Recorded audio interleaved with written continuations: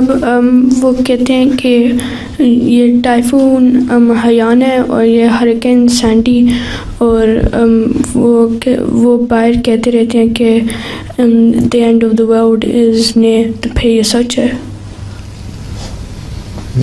ٹائفون کیا ہے؟ جو فلپینز میں ٹائفون آیا ہے اور امریکہ میں ہریکینز آتے رہتے ہیں، تو کچھ لوگ کہتے ہیں کہ یہ ایک نشانہ ہے کہ دنیا ختم ہونے والی ہے۔ یہ تو پتہ نہیں دنیا ختم ہونے والی ہے، اللہ میاں کی طرف سے وارننگ ہے۔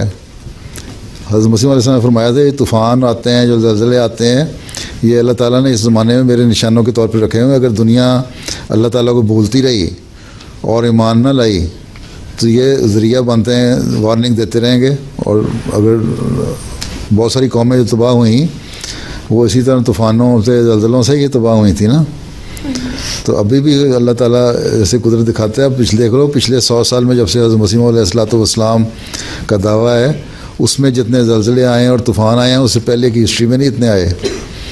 اس کا مطلب یہ ہے کہ اللہ تعالیٰ کا سبق دینا چاہتا ہے لوگوں کو کہ سوچو سمجھو اور اللہ تعالیٰ پہ یقین کرو، غور کرو، اور جو نبی آیا ہے اس کو ماننے کی کوشش کرو، ٹھیک ہے؟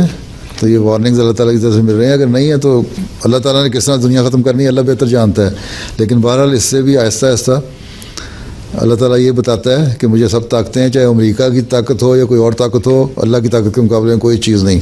اور جب طوفان آتے ہیں تو یوں واش کر کے لے جاتے ہیں ہر چیز کو، جس طرح وہاں تھا ہی کچھ نہیں۔